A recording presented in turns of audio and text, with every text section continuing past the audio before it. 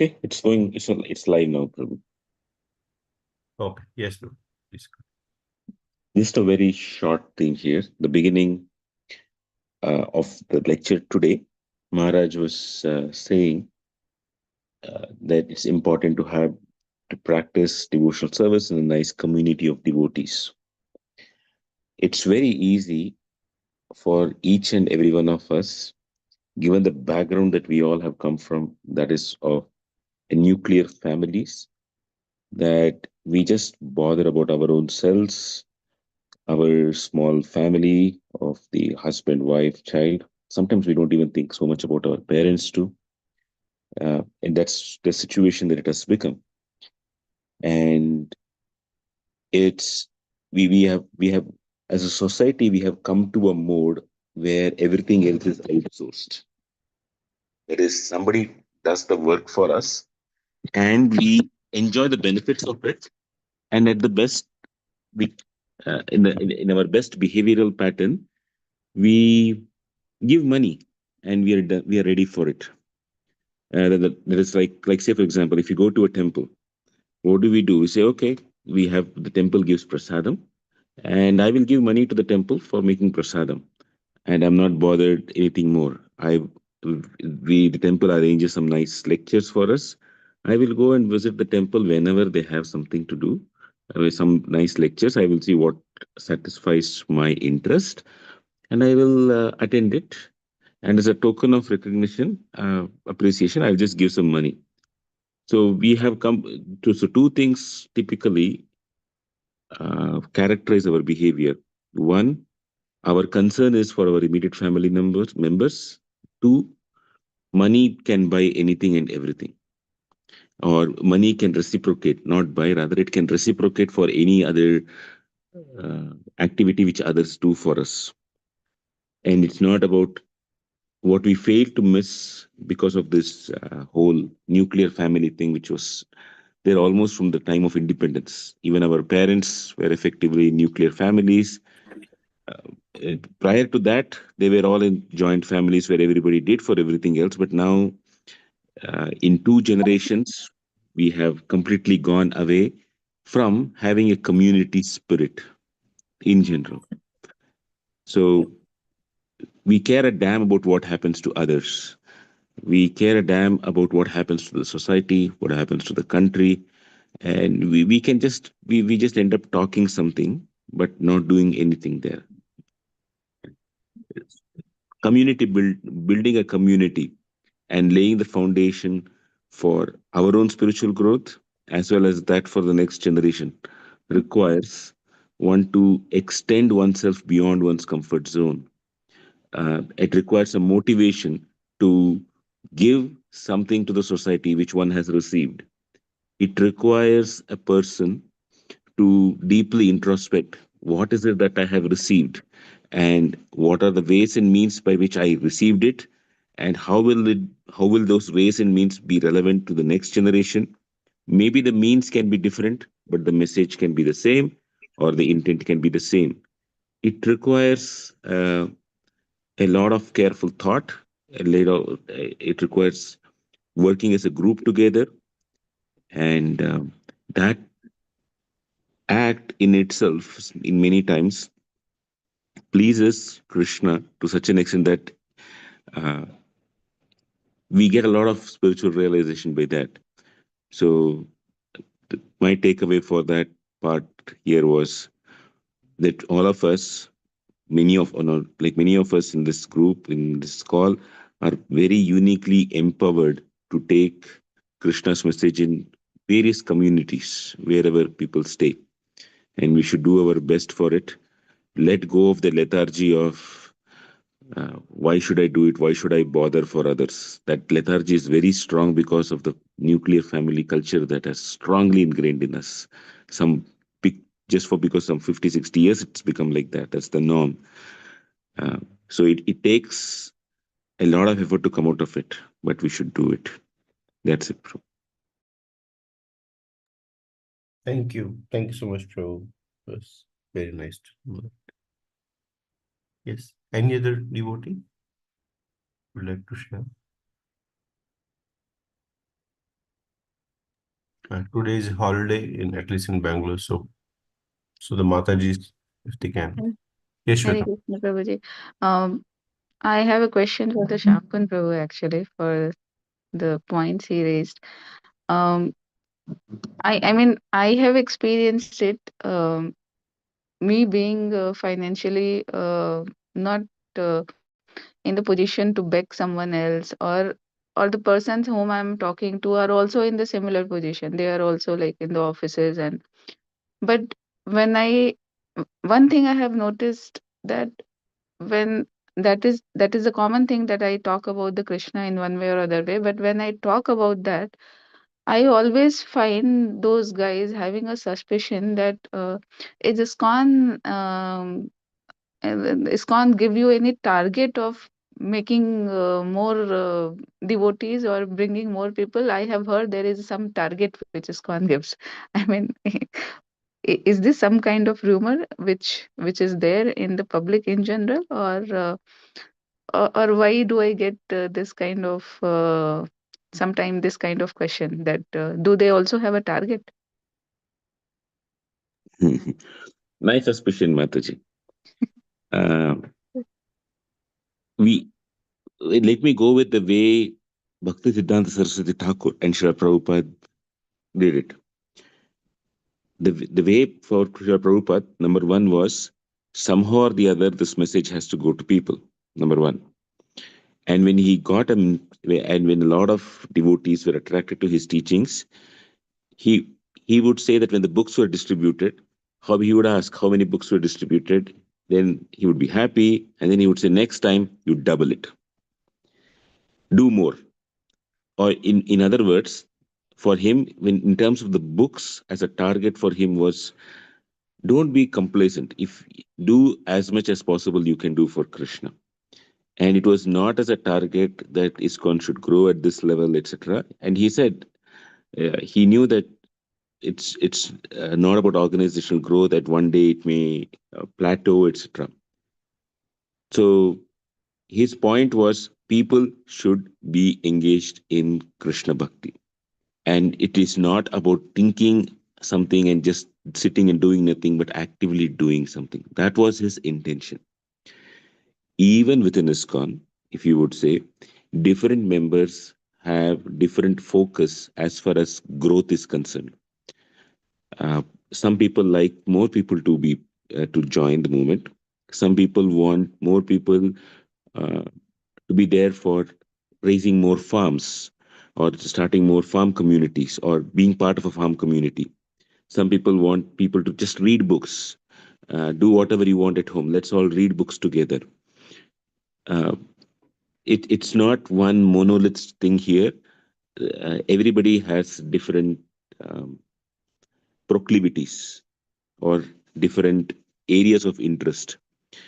And very surprisingly, if you may think so, there's a good number of people in ISKCON who have not bought into this idea of growth, that I should grow from like what Srila Prabhupada said, 2x, etc. I am happy in just me receiving something. I will try to practice it, and that's it. Nothing more to it.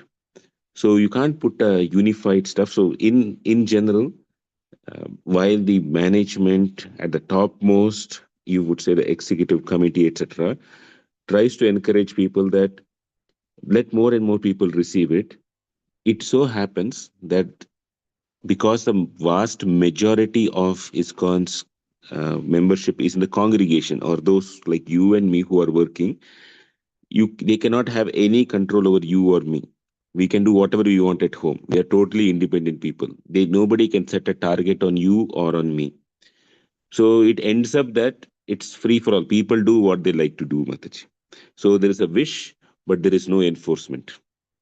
So, and as a consequently, finally, what it happens here is at some point in life, for many devotees, a cause resonates with them. A particular aspect of Krishna Bhakti resonates with them, and they'll give their best to that aspect. And it's quite different for different folks, Mataji. That's the reality of the situation. Okay. Yes, Prabhuji. Others I, can tell I better. I mean, I might have missed something here. Others can probably add to it. no, I understood, Prabhu. So I myself also have never felt that, but I was just thinking, why is there any rumor or something which you have seen? Because why do I get this question? So I mean, when people who don't know about ISKCON, do they have this kind of information somewhere that You know, anything? no, it is. I mean, I would say it is natural for them to ask because many times when devotees go to distribute books, they'll say, "Please take these books." They think, "Oh, you want me to become one of you. That's why you are doing it." Number one, and especially when they go to uh, the Hill Temple in Bangalore, many of and you are in Bangalore, you might interact with them. They are a little pushy in people joining their various programs. So based on that, they might have come to that opinion, Mataji. It's very well possible, I would say. Mm. Okay. I understood, Prabhu. Thank you. Shweta, there is another thought because in this material world now, as Shamkun Prabhu said, we are becoming so self-centric. Seeing the people, especially highly educated people, are doing such service, there must be something for you people. Otherwise, why? What the hell you are doing here? And selfless service is actually nowhere in the picture now. It's all about me and mine. So when having said that and having experienced that and having known that, so everybody extrapolate from their own perspective, saying that okay, if I do everything for myself, things these people must be doing. So there must be some target and they must be getting some commission out of that or whatever it could be.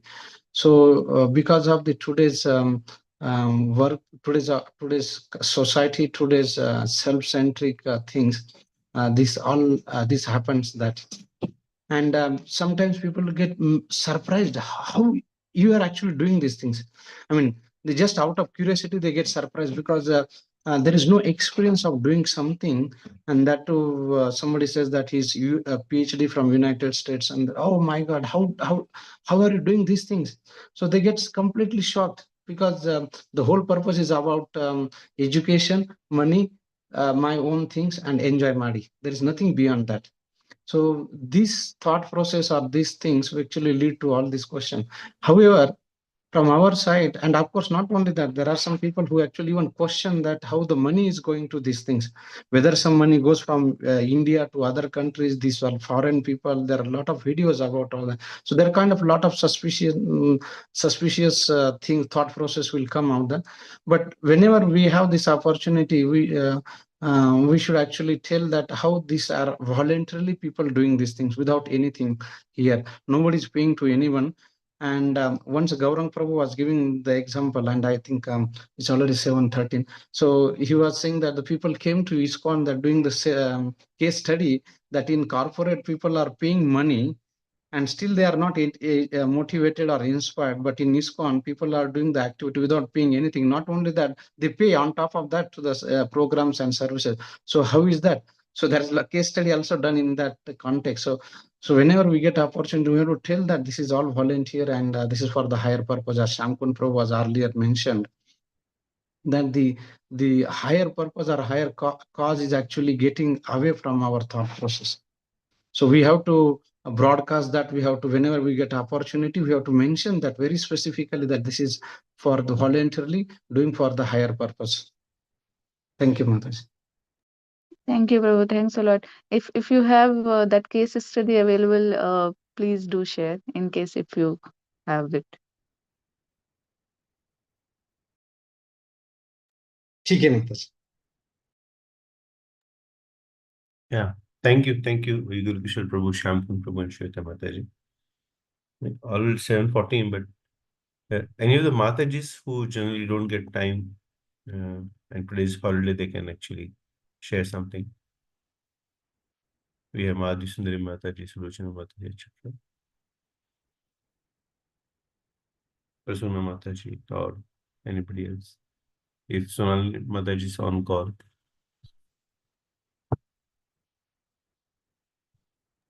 Hare Krishna Prabhu, that was Pranam. Hare Krishna. Actually, when Shamkun Prabhu said about how we are self-centered and being always lethargy and not about extend ourselves. uh, like means always keep circle ourselves like our family, like not our my family, my children, my in-laws, like just these all like how to come out and extend our self to please Guru and Krishna. That thoughts also not coming because of making ourselves always okay today this or okay today is done like. But my practical, when Prabhu is saying, I'm thinking, oh, there is more to even do a thing or anything. So, like Mara said, starting point, association always makes us to and like learn a lot. Like that is very true. Like how the seed grows depend on environment. So, Shamkun Prabhu, Yugal Kishore Prabhu, so many are there, but still not thinking how they are sacrificing their time for pleasing Guru and Krishna. Like Krishna is showing practically devotees how much they are doing, like one side occupational duties or one side devotional service, miss everything. Still I'm so ignorant, like eyes are blind, something not able to even think one moment also how to go beyond and which service please Guru Maharaj and Krishna like that. So thank you for sharing, Shampoo Prabhu. Like maybe one day, if Guru and Krishna willing, that thoughts will come or like that. That's it, Prabhu. Thought of sharing. Thank you. Thank you so much, Mataji. 717. Still any devotees, anything to share? Some point? Just a quick thing, Prabhu. Yes, Prabhu. Madhvi Sundari Mataji, if we have to think about how to serve community, we can just take examples from your own life, what you do, and that itself is good enough for most of us. Like, um, irrespective, I mean, you may have so many things at home, but in one sense, the temple is a fulcrum or the centerpiece of a community where everybody can come together and get benefited. But the temple has to run. So the temple has to run means the deities have to be worshipped nicely. When the deities have to be worshipped nicely, there is various things like cooking, etc. And like how you do, no matter how tired you are, you go and do the cooking. And when a lot of people come for festivals, no matter how tired you are, you go and serve in, like, say, serving prasadam. Or when there is a festival, you do like something like the Abhishek festival, etc. Or when people have to come for experiencing the holy name for like say for Kirtan Mela, what do? You go and help out in arranging it. In other words, it means some one kind of activities that you already are doing is, it may not sound um, explicitly for community, but these are the foundations for a community to be there together. Even those who may never ever know you, that's one kind of thing that you already do. So that's one kind of service. The second kind of service is that you often see some, like say if somebody is sick, somebody is not coming, you go and speak to them. This is something what Sanatan Goswami used to do. He used to go door to door and inquire about people. And you do that in a very non-threatening way, in a very friendly way. Uh, so like a senior figure in the community, you're already doing it. Number two. Number three, invest in the next generation, in the community's children, and see how they can grow. And some of us can do explicitly, some of us can may even say, let me support somebody else doing it, etc. Just like how your husband, Chennai Kesha Prabhu and all, very behind the scenes when some programs are going on, they just work behind the scenes to clean the floor, to put the mats, to get the TV up and working, everything behind the scenes. Uh, that's one. Uh, Number four is come up with programs where people can come and learn something. It's maybe a house program or something, and it takes a lot of work to have a house program like what you all do. That's one. The number five is there will always be in a community somebody who will be disgruntled or who may be unhappy with something, somebody who is going through a tough phase, somebody who's too happy. There will always be somebody who don't intend to say something, but their words and the way the choice of words they use and the actions they do intend may alienate others. And I have seen you doing many times saying, hey, that person, it was just his or her habit doing it, but they are not like that. They are nice people. So bringing people together and and the greatest thing that you do is like what you do in Karthik. Come, you are tired at the end of the day for various body condition, but yet you go for Mangalarti, you chant. That very example of that sincere devotional service that you do, you are laying that foundation for everybody to know that here is what devotional service entails. So when we see examples like this, we become motivated. Or when you do cook something at home, you don't just cook something for your own home. You go and give to everybody and say, hey, I cooked this. Would you like to take it? You're not even bothered about how much money I'm spending, etc. It's okay. I may have money or I may not have money, but you do for everybody. And when people see this kind of a nature, they get tend to know that money is not everything in life, and how much you take care to ensure, okay, here some great spiritual person is coming, let me do whatever it takes to help, like your husband. And when Priyadarshan Prabhu, whenever a nice devotee visits, they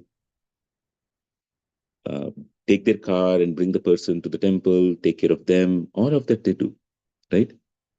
So part of the community spirit is do whatever it takes for everybody else to grow in Krishna Bhakti, which you're already doing. Thank you, Prabhu. Dile Prabhu. Very well said, Prabhu. Very nice. You told what we all feel same. Thank you. Thank you, Shamkun Prabhu. Thank you, Madhvi Sundari Mataji, Pranath Prabhu, for showing the example to all of us. Okay, so Prabhu, we are meeting on Monday, right? Tomorrow we are taking break, correct?